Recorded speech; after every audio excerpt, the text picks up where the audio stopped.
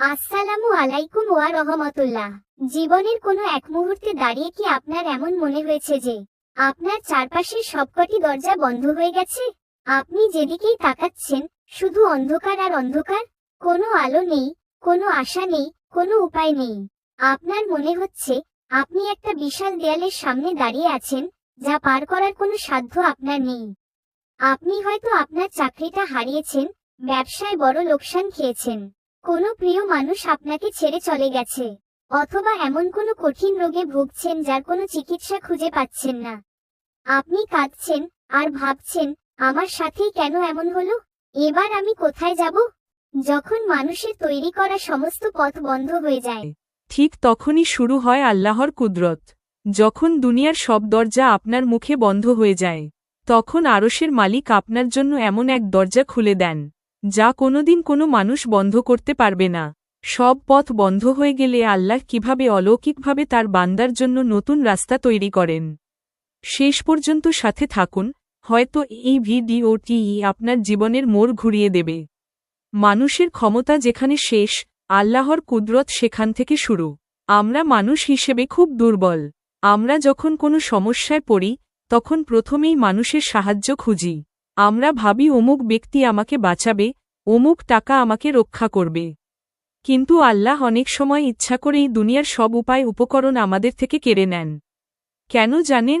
যাতে আমাদের অন্তর দুনিয়ার সব মায়াজাল ছিঁড়ে সরাসরি তার সাথে যুক্ত হতে পারে। পবিত্র কুরআনের সূরা তালাকের 2 ও 3 নম্বর আয়াতে আল্লাহ তাআলা এক যুগান্তকারী ঘোষণা দিয়েছেন।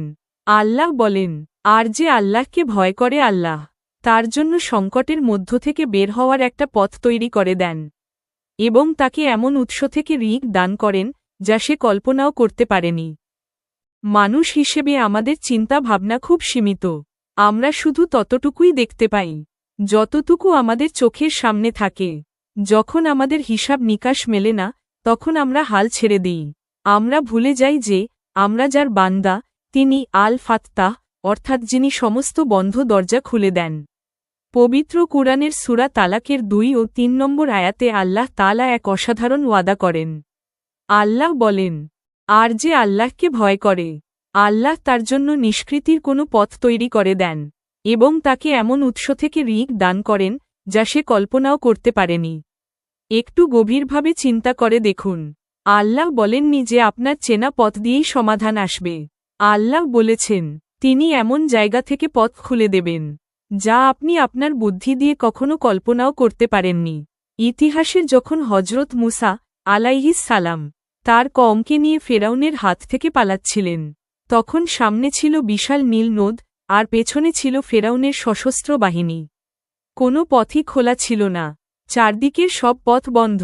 মুসা এর সঙ্গীরা ভয়ে চিৎকার করে উঠেছিল, আমরা তো ধরা পড়ে গেলাম। তখন মুসা কি বলেছিলেন? তিনি বলেছিলেন, কখনোই নয়, আমার সাথে আমার রব আছেন, তিনি অবশ্যই আমাকে পথ দেখাবেন। আর ঠিক তখনই আল্লাহ তাআলা লাঠির আঘাতে সমুদ্রের মাঝখানে রাস্তা বানিয়ে দিলেন। যে সমুদ্র ডুবিয়ে মারার কথা ছিল, সেই সমুদ্রই বাঁচানোর রাস্তা হয়ে গেল। এটাই আল্লাহর কুদরত। যখন মানুষের সব উপায় শেষ হয়ে যায়, তখন আল্লাহর সাহায্য শুরু হয়।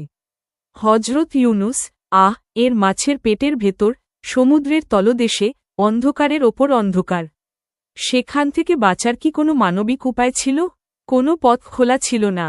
তিনি যখন ডেকে উঠলেন, লা ইলাহা ইল্লা আনতা সুবহানাকা ইন্নী কুনতু মিনাজ জালিমিন, তখন সেই অন্ধকার মাছের পেট থেকেও আল্লাহ তার জন্য মুক্তির দরজা খুলে দিয়েছিলেন। এখন প্রশ্ন আসতে পারে, আল্লাহ আমাদের জীবনে কিভাবে এই বন্ধ দরজাগুলো খুলে দেন? এর 3টি মূল মাধ্যম রয়েছে। 1. দৃষ্টিভঙ্গি পরিবর্তন করে দেওয়া। মাঝে মাঝে আল্লাহ পরিস্থিতির পরিবর্তন করেন না, বরং আমাদের মনের ভেতরের অবস্থা বদলে দেন। যে সমস্যাকে আগে পাহাড়সম মনে হতো, আল্লাহর রহমতে সেই সমস্যাকে তখন একদম সহজ মনে হয়। মনের ভেতর এক অদ্ভুত শান্তি, সাকিনাহ নেমে আসে। 2. কোনো উসিলা তৈরি করে দেওয়া। আপনি হয়তো রাস্তা দিয়ে হেঁটে যাচ্ছেন, হুট করে এমন একজনের সাথে দেখা হলো বা এমন একটা সুযোগ চলে এলো, যা আপনার পুরো লাইফটাইম সমস্যার সমাধান করে দিল। আপনি হয়তো ভাববেন এটা কাকতালীয়, কিন্তু আসলে এটা আল্লাহর পরিকল্পনা। 3. একটা কেড়ে নিয়ে তার চেয়ে উত্তম কিছু দেওয়া। চাকরি চলে যায় কারণ আল্লাহ আমাদের জন্য এর চেয়েও বড় বা হালাল কোনো রিজিকের ব্যবস্থা করে রেখেছেন। একটা দরজা বন্ধ হওয়া মানেই জীবন শেষ নয়, বরং এর অর্থ হল আল্লাহ আপনার জন্য আরও উন্নত কোনো দরজা খুলতে যাচ্ছেন। যখন দেয়ালে পিঠ ঠেকে যাওয়া পরিস্থিতিতে আবিষ্কার করবেন, তখন আপনার করণীয় কি? ইস্তিগফার বাড়ানো। রাসূলুল্লাহ সাল্লাল্লাহু আলাইহি ওয়াসাল্লাম বলেছেন, যে ব্যক্তি নিয়মিত ইস্তিগফার করবে, আল্লাহ তার প্রতিটি সংকট থেকে বের হওয়ার পথ করে দেবেন এবং তাকে অভাবনীয় উৎস থেকে রিজিক দেবেন। তাহাজ্জুদ ও দোয়া। রাতের শেষ তৃতীয়াংশে যখন দুনিয়ার সবাই ঘুমিয়ে থাকে, তখন মহান আল্লাহ প্রথম আসমানে নেমে আসেন এবং ডাকতে থাকেন, কার কি প্রয়োজন আমার কাছে চাও, আমি দেব।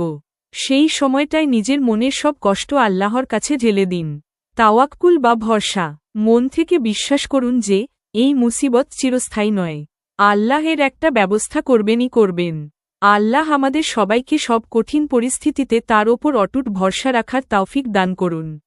আমিন।